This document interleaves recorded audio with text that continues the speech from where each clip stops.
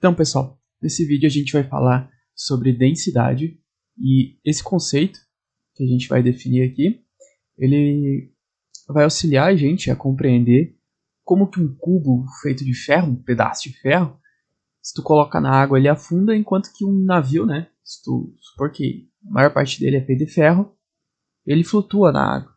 Então, esse conceito de densidade que eu vou abordar nesse vídeo não vai explicar totalmente por que isso acontece, mas já vai conseguir dar uma ideia do porquê que isso aí acontece e a gente já vai poder dizer se algo vai afundar ou algo vai boiar na água ou em algum outro líquido, né, com base na densidade. Então, um navio feito de ferro, ele vai boiar aqui, né, como está nessa figura, e se eu colocar um cubo de ferro, ele vai afundar, né, vai chegar até o fundo desse recipiente. Então vamos definir o que é a densidade para a gente poder entender melhor, né, por que isso vai ocorrer. Então aqui tem uma tirinha de uma pessoa aqui que vai determinar a densidade. Então ele primeiro determina a massa, né, ele tá com um bloquinho aqui, né, ele utiliza dessa balança de comparação para determinar a massa desse bloquinho. Então ele determinou a massa do bloquinho aqui, deu 78 gramas. Depois disso, ele utilizou de um recipiente, né, com um determinado líquido dentro. Vamos supor que seja água. E aqui tem marcações, né, nesse becker aqui, nesse recipiente. Digamos que antes de ele colocar o bloquinho tinha, sei lá, 30 centímetros cúbicos de água. Ele colocou o bloquinho lá dentro, afundou ele lá dentro. A nova marcação da água, né, superior da água, foi para 40 centímetros cúbicos. Que significa, então, que a água subiu 10 centímetros cúbicos, que é o que ele diz aqui, né? Se a água subiu 10 centímetros cúbicos, de onde veio esses 10 centímetros? Esses 10 centímetros cúbicos só pode ser esse o volume do cubo, né? Se é um método empírico, um método experimental de determinar volume de objetos, muito bom, né? Porque um cubo seria fácil de tu determinar o volume dele com uma régua. Tu media um lado dele, depois media outro lado, e multiplicaria os três, tu teria o volume desse cubo.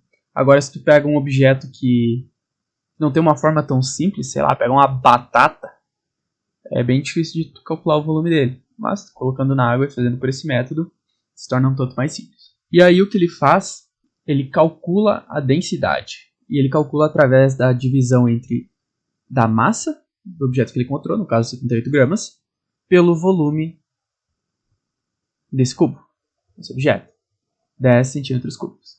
Então ele chega que a densidade desse objeto é 7,8 grama por centímetro cúbico. Então a densidade, bem como ele utilizou ali para fazer as contas dele, ela é definida como a massa dividido pelo volume. Então a gente representa muitas vezes pela letra D, né, de densidade, mas a gente pode ter outro tipo de representação, outro tipo de nome que a gente pode chamar essa coisa aí, que é massa específica.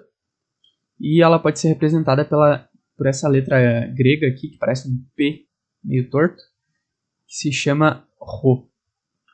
A gente pode muitas vezes chamar também a densidade de ρ, vai depender muito do contexto, mas quais são as diferenças entre essas duas coisas, né? Aparentemente é a mesma coisa, a massa dividida pelo volume. O que vai diferenciar essas duas coisas é que quando a gente fala de massa específica, a gente está falando de uma coisa bem específica, como o próprio nome diz. Por exemplo, se eu estiver falando da massa específica da água, é uma propriedade da água, uma propriedade das substâncias. Tem algo tabelado. Se eu estou falando da massa específica do ferro, estou falando especificamente do ferro, uma propriedade da substância ferro. E se eu estiver falando de densidade, eu estou falando de algo um pouco mais geral. Eu posso estar falando da densidade do ferro, mas eu posso estar falando da densidade, por exemplo, de um determinado pedaço de ferro, onde ele não é totalmente maciço, sabe? Ele pode ser oco. Falando então de uma propriedade de um determinado corpo. E se eu estiver falando dessa forma, eu estou falando de algo um pouco mais restrito a um corpo, né? Então a densidade eu posso usar ela pode ser uma propriedade do corpo, ou da substância. Se eu estiver falando, por exemplo, da densidade de um bloco, né? Falando da densidade de um bloco. Esse bloco, se ele for maciço, eu estou falando também da massa específica, né? Se ele for, por exemplo, um bloco de ferro, um bloco de, sei lá, de madeira. Falando da densidade desse bloco, essa densidade vai ser igual à massa específica. Agora, se eu furar esse bloco, se eu, sei lá, deixar ele oco, a densidade dele vai mudar, mas a massa específica não vai mudar.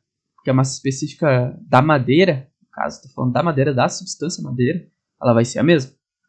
Mas a densidade do bloco, do corpo, vai ter mudado. Mas muitas vezes, né, como eu mencionei aqui para vocês, a densidade pode ser usada para esses dois casos e também pode ser representada pela letra ρ. O que vocês têm que levar é, por exemplo, a densidade ela tem dentro do conceito dela o conceito de massa específica, mas a massa específica não tem a densidade. Então, se eu estiver falando de densidade, eu posso estar falando da densidade do bloco ou posso estar falando da densidade da madeira. Se eu falar da densidade da madeira, é a mesma coisa que eu falar da massa específica da madeira. Então, no sistema internacional, a unidade de densidade... Bom, a gente já sabe que no sistema internacional a unidade de massa é quilograma. E a gente já sabe que no sistema internacional a unidade de volume é metro cúbico. Então, a unidade de densidade e de massa específica também, né? Eu vou utilizar a letra ρ aqui. Ela é quilograma por metro cúbico. Beleza. Então, para a gente representar, por exemplo, quando algo é mais denso, quando algo é menos denso, a gente pode ter essa representação aqui, ó. Fiz um desenho aqui. Então, geralmente, onde tem maior densidade, a gente representa com uma cor mais forte, e onde tem menor densidade, com uma cor mais fraca. Aqui vocês podem ver que no centro dessa figura, a gente tem a maior densidade. E conforme a gente vai se afastando, a densidade vai diminuindo. Algo desse tipo, onde a densidade vai diminuindo, se vocês imaginarem isso aqui como se fosse uma esfera, e a densidade vai diminuindo conforme mais distante do centro tu tá, pode ser a densidade do próprio planeta Terra. Né? Onde a gente tem aqui, só para ter uma referência, né? A gente vai ter então a crosta continental, que vai ter uma densidade de 2,7 grama por centímetro cúbico. Essa unidade aqui vocês podem ver que ela não está no sistema internacional, né? Está usando grama por centímetro cúbico. Que a gente pode facilmente transformar para quilograma por metro cúbico também.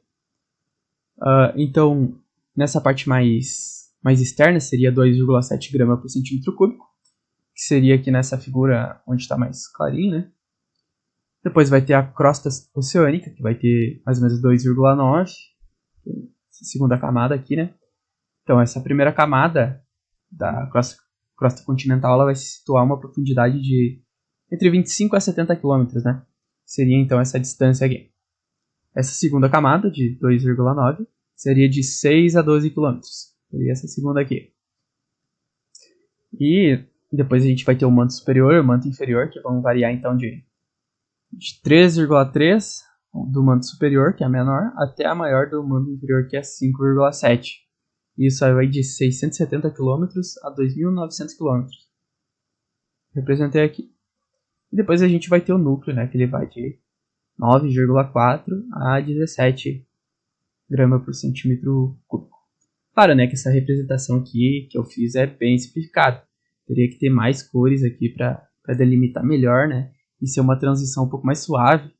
Não algo tipo, até aqui é uma densidade, mudou é outra. É um pouco mais... Em algumas regiões é mais suave, em outras pode ser mais abrupta, né. Beleza. Então vamos ver como é que um cubo feito de ferro ele afunda na água, enquanto que um navio feito de ferro flutua.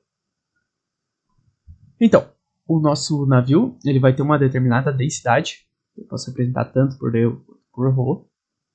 Não, falando da densidade do navio, densidade do corpo navio. Como esse navio é oco, vamos imaginar aqui que seja um quarto do navio, né? Então só ele tem pouquinho ferro aqui, só essa parte externa dele é de ferro. Vai acontecer que a densidade dele vai ser menor do que a densidade do ferro. Então a densidade do navio, que eu vou representar por N, vai ser menor que a densidade do ferro. Do que se ele fosse maciço, né? se não fosse oco. Se a densidade do navio for menor do que a densidade da água que ele está colocado, ele vai boiar. Se a densidade dele for maior que a da água, ele vai afundar. Isso serve para qualquer corpo, né, que tu coloque sobre a água. Então, a gente pode resumir então que, vamos lá, vou usar a letra D agora. Densidade do corpo maior que a densidade da água, ele vai afundar. Então ele afunda. A densidade do corpo menor que a densidade da água, ele boia. E se a densidade do corpo for igual à densidade da água, ele fica meio que indiferente, né? Se tu tiver aqui um recipiente com água e tu colocar, sei lá, o corpo aqui, ele vai ficar paradinho aqui. Se tu colocar o corpo aqui e ele tiver a mesma densidade que a água, ele vai ficar paradinho aqui, né? Então vai depender de onde tu coloca. Então ele fica parado. Se a água estiver parada, né? Se tiver correnteza, aí já é outra história.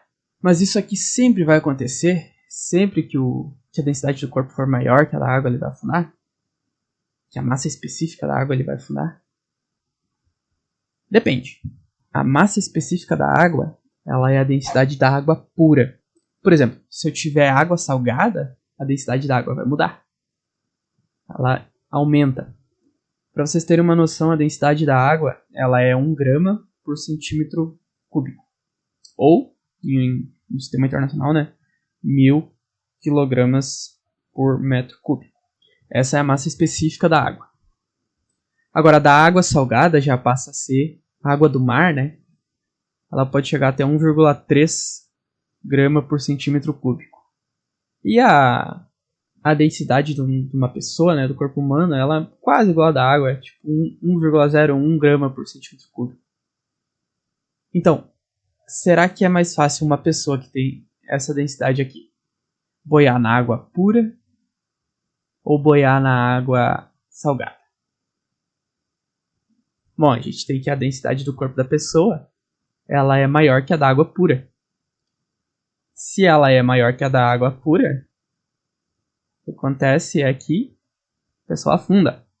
Agora, a gente viu que ela é menor do que a densidade da água salgada. Se a densidade é menor, ela vai boiar. Então, esses casos aqui são válidos, sempre válidos, mas depende da densidade da água que tu está considerando. Se é água pura, se é a massa específica da água, né? Nesse caso, água pura, ou se é a densidade da água, que pode ser água salgada, água com, sei lá, qualquer outra substância aí que água com açúcar, água com, enfim, qualquer outro tipo de substância. Então é isso aí por hoje, pessoal. Valeu!